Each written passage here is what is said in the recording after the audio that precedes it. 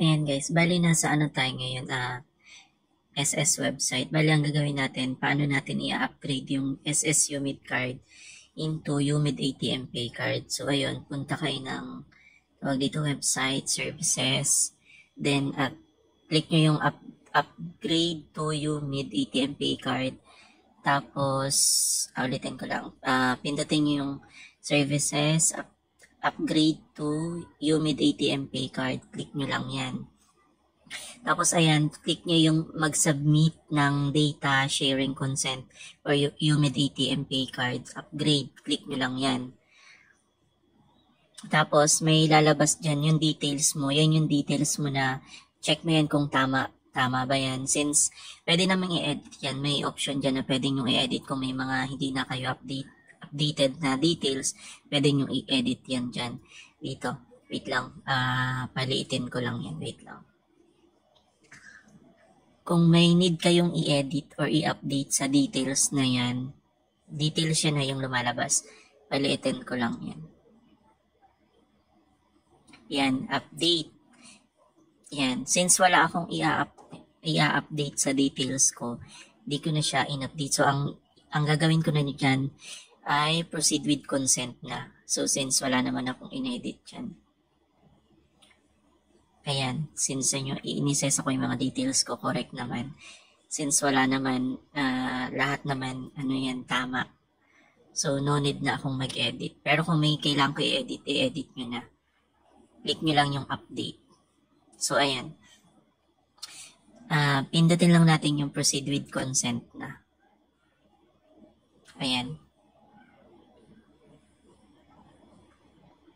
Pag napindot nyo yan, may lalabas dyan na parang terms and condition. Wait lang. Parang terms and conditions sa data sharing consent. So, ibig sabihin, parang basahin mo rin yan. Hindi ko na binasa. Pero ang ginawa ko, clinic ko na lang yung, yung small box sa baba. I confirm that I have read, etc. Camerot yan. Clinic ko lang yung box na yan. Yan, parang, ayun nga, nag-a-agree ka sa terms and condition na iyan. Tapos yan, after maklik mo yan, click mo lang yung submit.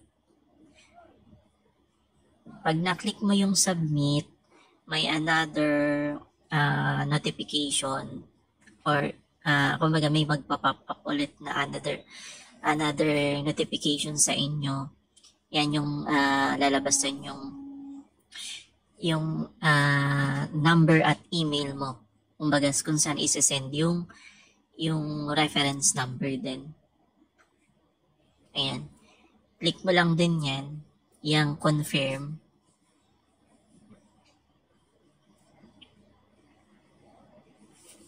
Ayan. Bali guys, ano pala yan? Union Bank yan. Yung ATM na darating sa inyo. So after nyan, may ano pa kayo, may next step pa kayo dyan. Maglalagin pa kayo sa online. Ayan na, clinic ko yung confirm. Ngayon, ang lalabas dyan yung reference. Yung reference na yan, kung wala, ang next na gagawin dyan, magda-download kayo ng Union Bank online, yung application ni Union Bank din. Kung wala pa kayo, scan nyo yung QR code dyan. Tapos may reference dyan. Parang, ang gagawin nyo, mag-open kayo ng another parang savings account. Tapos yung reference dyan sa taas, may reference dyan. Yun yung ilalagay nyo para makapag-open kayo. Kahit wala pa si card, magre-reflect na agad yun sa inyong online banking. So, ang next step nun, kung saan yung mailing address nyo, dun ipapadala yung ATM card nyo. So, bali yan. Yan, isinave ko lang yan, isisave ko lang yan kasi nandyan nga yung reference number na kailangan sa mobile app.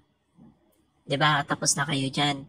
Ang gagawin nyo dyan, may next step yan magda-download pa kayo ng online banking, which is yung Union Bank. Then yung reference, kung wala pa kayong account sa Union Bank, yun ang gagamitin yung reference number para maka-access kayo dun sa bago nyong ATM card. So, ayan, okay mo lang yan. Tapos, ayun. So, tapos na. Yun lang yung gagawin nyo.